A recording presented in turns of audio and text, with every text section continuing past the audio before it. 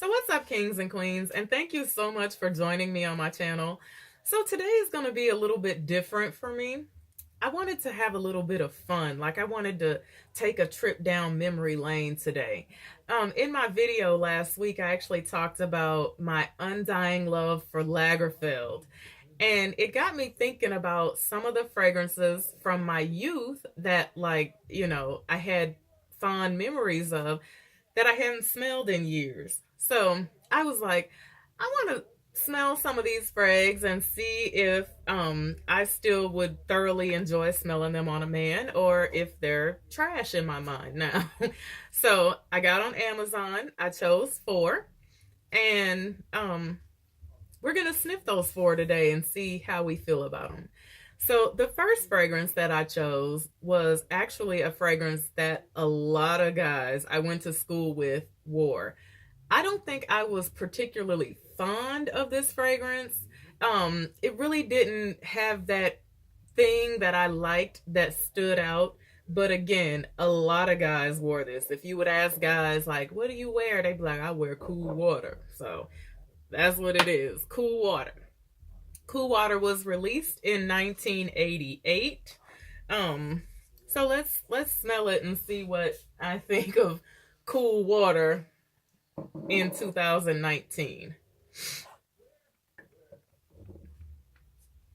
So right off the bat, I get this thing that I'm not really fond of, that is like that whole like after shavy type thing. Like if you remember when your grandpa was in the bathroom shaving for church and he opened up the door and you got this big gush of like shaving cream and aftershave. That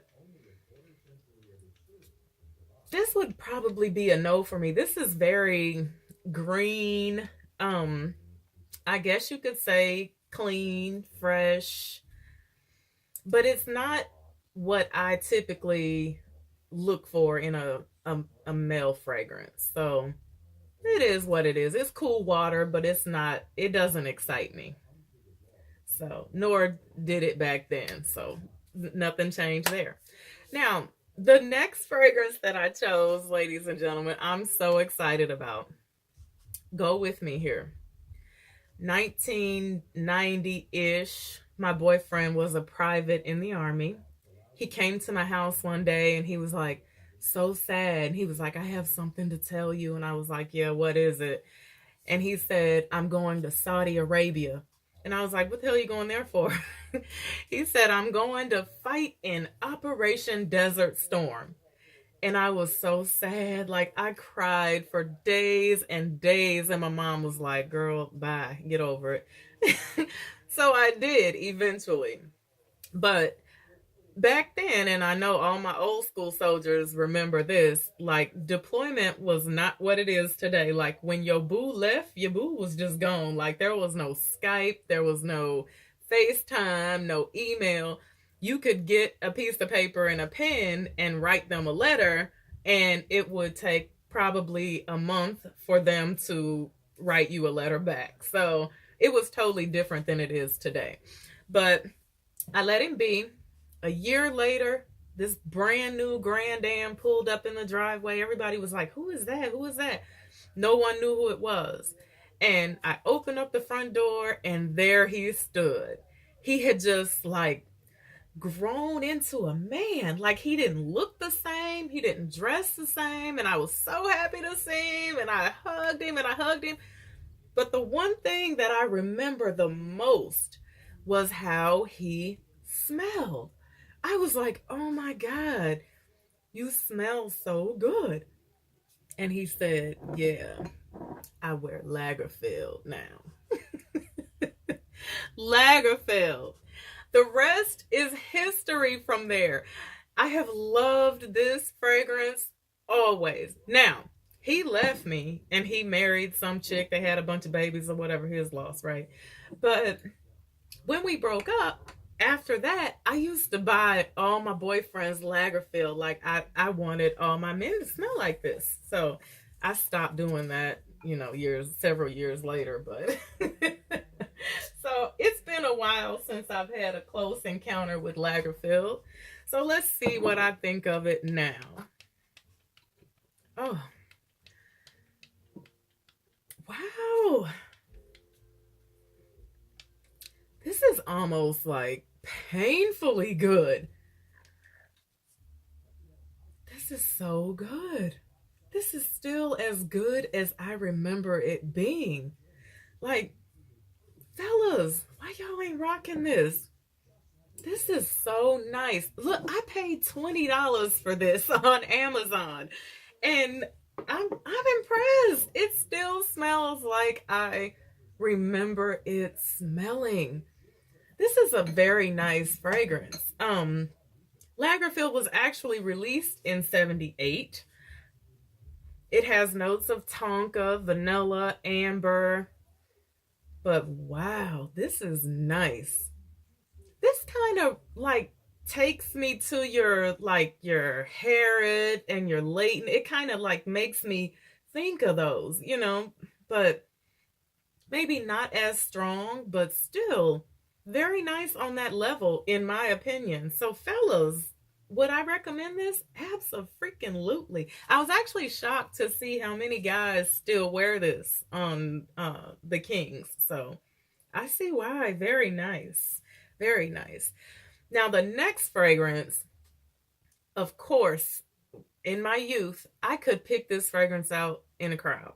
When I think of this fragrance, like, I think of fourth period, coming out into the hall to change classes. All the boys had started to sweat by then, and it was mixed in the air with this cologne, and it was bad. And this fragrance is Joop for men. All the guys wore Joop, right? But Joop had this thing in it that I didn't love, but I kind of liked. But if guys bathed in Joop, it was a bad situation. It was all bad. I tried to wear Joop for her, but it had that thing and it didn't agree with me. So I'm curious to smell Joop home. Now, for those guys that still rock Joop, you would be happy to know that Joop actually has a 2019 release scheduled. It is actually called Joop Home Absolute. So I'm curious to smell that. When it comes out, I am going to buy it so that I can smell it. I'm really curious to smell that. So let's see what we get with Joop. Now, it definitely has that Joop thing that I remember, that which is gonna be like the patchouli and the sandalwood. This is not bad though. This is not as rough and as tough as I actually remember it being. It's really not. This is actually very tolerable. It really is. This is kind of nice. Like I could smell this on someone on an extremely cold evening. This is not bad. I like this. I really do. Wow. Joop was released in 89. And it's got tonka, vanilla, patchouli, sandalwood. But I like this. I'm shocked. I'm blown away that I like this.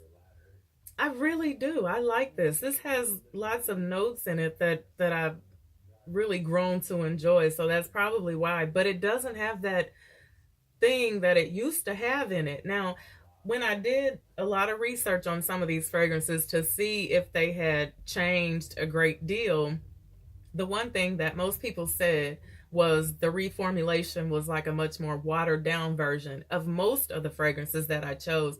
Lagerfeld was actually the only one that they didn't say that about. So now the last fragrance that I picked from my youth that I loved and adored, the boys didn't wear this fragrance. Grown men wore this. Grown men with jobs with a little bit of change in their pockets, because like Joop and cool water, you could get that from Walgreens or the gas station. But this fragrance, which is Liz Claiborne for men, you had to go somewhere like Dillard's or the Jones store to buy this fragrance.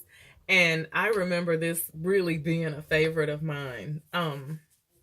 I actually wore Liz Claiborne for her. Now, when I opened the box yesterday, I was thrown off by this bottle because I remembered exactly what this bottle looked like, and the glass was white and frosted on the original one. So I found out that this was reformulated in 2017. So let's see what it smells like.